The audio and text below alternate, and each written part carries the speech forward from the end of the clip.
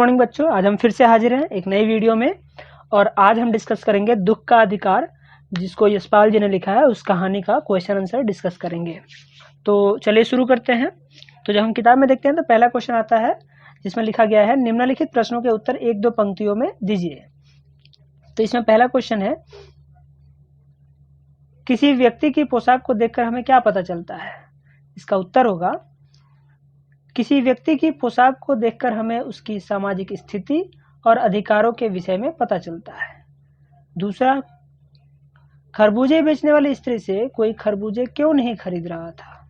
इसका आंसर होगा, खरबूजे बेचने वाली स्त्री से कोई खरबूजे नहीं खरीद रहा था क्योंकि वह कपड़े से मुंह छिपाए, सिर को घुटनों पर रखे फपक फपक कर रो रही थी। इसे देखकर कोई भी खरबूजे खरीदने के लिए आगे नहीं आ रहा था।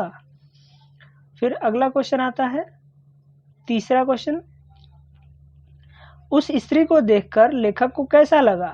इसका आंसर होगा, उस स्त्री को देखकर लेखक के मन में उसके प्रति सहानुभूति जागृत हुई। वे उसके दुख के कारण को जानना चाहते थे। फिर अगला क्वेश्चन है चौथा, उस स्त्री के लड़के की मृत्यु का कारण क्या था?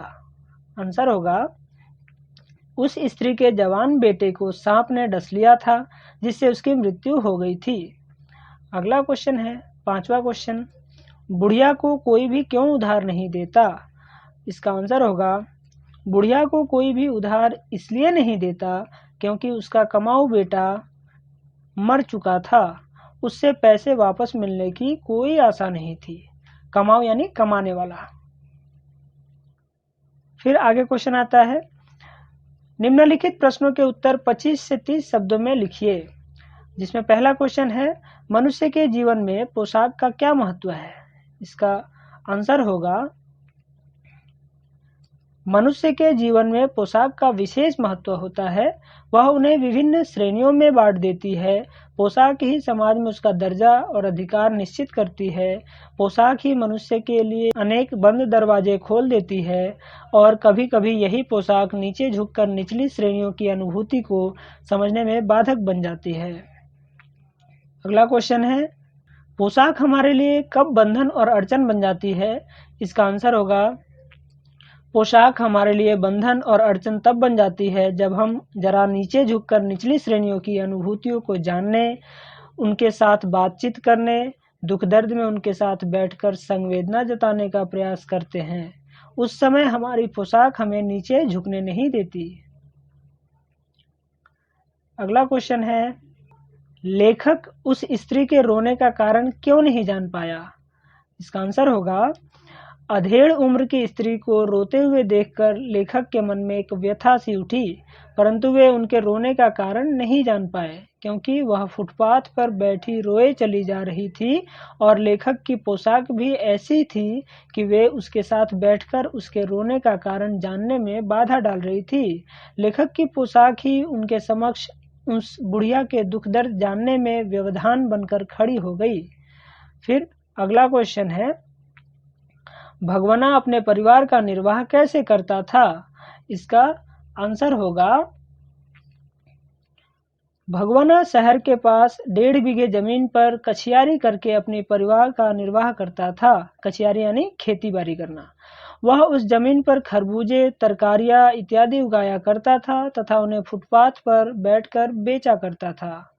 फिर अगला क्वेश्चन आता है जिसमें यह पूछा गया है कि लड़के की मृत्यु के दूसरे ही दिन बुढ़िया खरबूजे बेचने क्यों चल पड़ी? आंसर होगा, अपने लड़के की मृत्यु के दूसरे दिन ही बुढ़िया खरबूजे बेचने के लिए चल पड़ी क्योंकि उसकी बहू का बदन बुखार से जल रहा था तथा पोते भूख से बिलबिला रहे थे। घर में पैसा नहीं था और जो कुछ चुनी भूसी पड़ी थी वह भगवाना की अंत्येष्टि में चली गई। अंत्येष्टि यानी अंतिम संस्कार। ठीक है, तो आपको जो आसान लगे लिख सकते हैं, अंत्येष्टि लिख लीजिए या फिर अंतिम संस्कार लिख लीजिए। विवश बुढ़िया के समक्ष खरबूजे बेचने के सिवाय कोई दूसरा चारा नहीं था। अगला क्वेश्चन है, बुढ़िया के दुख को देखकर लेखक को अपने पड़ोस की संभ्रांत महिला की याद क्यों आई? आंसर होगा, लेखक ने बुढ़िया के दुख को देखकर सोचा कि इस गरीब स्त्री के पास रोने धोने और अपने बेटे की मृत्यु पर शोक मनाने का भी अधिकार और अवकाश नहीं है। उसे अपने पड़ोस की उस संभ्रांत महिला की याद आई जो अपने पुत्र की मृत्यु के शोक में 2.5 महीने तक पलंग से उठ भी न सकी थी। दोनों का ही दर्द समान था, परंतु दोनों के दुख दर्द जताने के तरीके में भिन्नता थी। सामाजिक और आर्थिक स्थिति की इसी भिन्नता के फलस्वरूप उस बेबस और लाचार बुढ़िया को शोक करने तथा दुखी होने का अधिकार भी नहीं था। फिर आगे क्वेश्चन पूछा जाता है जिसमें लिखा गया है कि प्रश्नों के उत्तर 50 से 60 शब्दों में लिखिए। जिसमें पहला क्वेश्चन है, बाजार के लोग खरबूजे बेचने वाली स्त्री के बारे में क्या-क्या कह रहे थे, अपने शब्दों में लिखिए। इसका आंसर होगा, पड़ोस की दुकानों के तख्तों पर बैठे या बाजार में खड़े लोग घृणा से उस खरबूजे बेचने वाली स्त्री के संबंध में अपशब्द कह रहे थे। एक आदमी ने घृणा से थूकते हुए उसे बेहया कहा तो दूसरे ने उसकी नीयत ही खराब बताई। सामने के फुटपाथ पर एक आदमी ने उसे गाली देते हुए कहा कि इनके लिए बेटा बेटी, खसम लुगाई, धर्म ईमान सब कुछ रोटी का टुकड़ा ही है। परचून की दुकान पर बैठे लाला जी ने उसे दूसरों का धर्म ईमान बिगाड़ने वाली कहा। उनका मानना था कि बुढ़िया के खरबूजे खरीदकर खाने वाले को सूतक का पाप लगेगा, इससे दूसरों का धर्म भ्रष्ट होगा। अगला क्वेश्चन है, पास पड़ोस की दुकानों से पूछने पर लेखक को क्या पता चला? आंसर होगा इसका, पास पड़ोस की दुकानों से पूछने पर लेखक को पता चला कि बुढ़िया का 23 वर्ष का जवान बेटा एक दिन पहले सांप के काटने से मर गया था। वह शहर के पास 1.5 बीघे जमीन पर कछियारी करके परिवार का निर्वाह करता था। मुंह अंधेरे पके खरबूजे चुनते हुए उसका पांव सांप पर पड़ गया और सांप के डसने से उसकी मृत्यु हो गई। उसके मरने के बाद घर का गुजारा चलाने के लिए बुढ़िया को मजबूर होकर खरबूजे बेचने के लिए बाजार में बैठना पड़ा। अगला क्वेश्चन है, लड़के को बचाने के लिए बुढ़िया माँ ने क्या-क्या उपाय किए? बूढ़ी माँ भी हो सकता है ये। इसका आंसर होगा, बूढ़ी माँ ने अपने लड़के को बचाने के लिए हर संभव प्रयास किया। जैसे ही उसे पता चला कि भगवाना सांप के काटने से बेहोश हो गया है, वह तुरंत उस सांप का जहर उतारने के लिए ओझा को बुला लाई। ओझा ने झाड़ फूंक की, परंतु सांप का जहर न उतरा। उससे नाग देवता की पूजा भी की। घर में जो आटा और अनाज था वह उसने ओझा को दान दक्षिणा में दे दिया, परंतु वह अपने पुत्र को न बचा सकी। अगला क्वेश्चन है, लेखक ने बुढ़िया के दुख का अंदाजा कैसे लगाया? इसका आंसर होगा, लेखक लगातार फपक कर रोती हुई बुढ़िया के दुख का अंदाजा लगाने के लिए अपने पड़ोस में रहने वाली पुत्र की मृत्यु से दुखी माता की बात सोचने लगे। उस संभ्रांत महिला के पुत्र की मृत्यु पिछले साल हुई थी। पुत्र वियोग के दुख से दुखी वह महिला 2.5 मास तक पलंग से नहीं उठ सकी थी। उसे हर 15 मिनट बाद मूर्छा आ जाती थी। मूर्छा न आने की अवस्था में आंखों से आंसू न रुकते थे। 2-2 डॉक्टर हरदम सिरहाने बैठे रहते थे। सिर पर बर्फ रखी जाती थी। पुत्र का शोक मनाने के सिवाय उसकी और कोई जिम्मेदारी नहीं थी।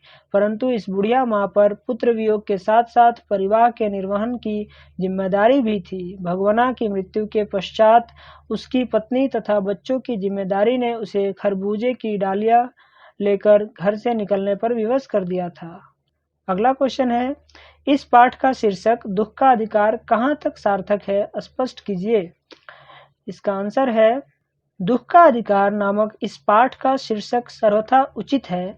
लेखक इस शीर्षक के द्वारा यह स्पष्ट कर देना चाहते हैं कि दुख जताने का अधिकार भी हर व्यक्ति को प्राप्त नहीं हो पाता। लेखक के पड़ोस की संभ्रांत महिला पुत्र शोक में 2.5 महीने तक पलंग से नहीं उठ पाई थी। उसके पास धन है, समय है, समाज की स्वीकृति है, सेवा करने वाले लोग हैं तथा उसके दुख दर्द से लोगों को सहानुभूति है। परंतु भगवाना की माँ गरीब होने के कारण पुत्र वियोग में आंसू बहाते हुए भी बाजार में खरबूजे बेचने के लिए जाती है तो उसे लोगों की जली कटी बातों और अपशब्दों का सामना करना पड़ता है। निर्धन, असहाय एवं पारिवारिक उत्तरदायित्वों के बोझ तले दबी भगवाना की माँ को समाज ने न तो दुख मनाने की सहूलियत दी है और न ही अधिकार। अगला क्वेश्चन है जिसमें यह कहा गया है कि निम्नलिखित के आशय स्पष्ट कीजिए, यानी नीचे जो भी कहा गया है उसका अर्थ बताना है।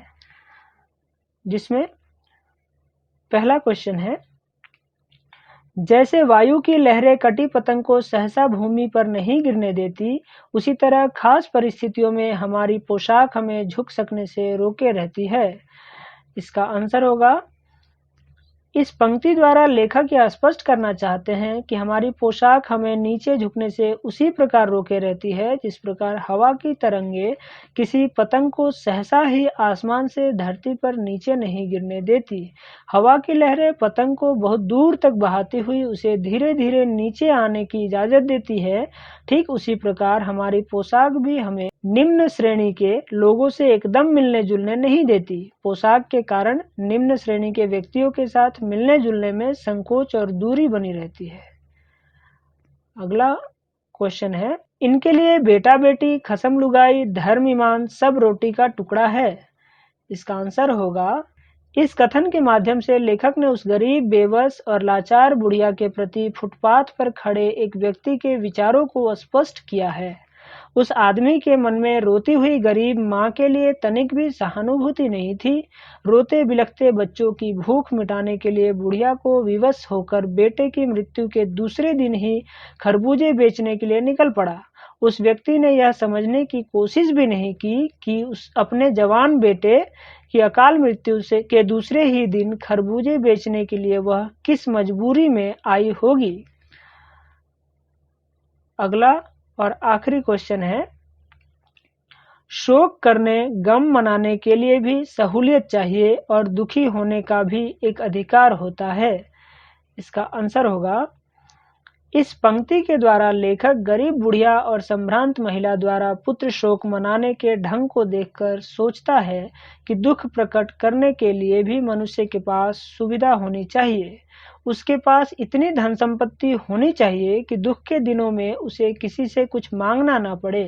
घर परिवार की दूसरी जिम्मेदारियां भी नहीं होनी चाहिए, तभी व्यक्ति अपना दुख दर्द व्यक्त कर सकता है। गरीबों के पास साधन और धन न होने के कारण हर परिस्थिति में उन्हें मजबूर होकर काम पर जाना पड़ता है। गरीबों के पास गम मनाने की सहूलियत नहीं होती और समाज उन्हें दुख अथवा शोक मनाने का अधिकार भी नहीं देता। तो ये है इस चैप्टर के सारे क्वेश्चन का आंसर। आशा करता हूँ आपको सब कुछ समझ में आ गया होगा। तो ठीक है, हम मिलते हैं अगली वीडियो में।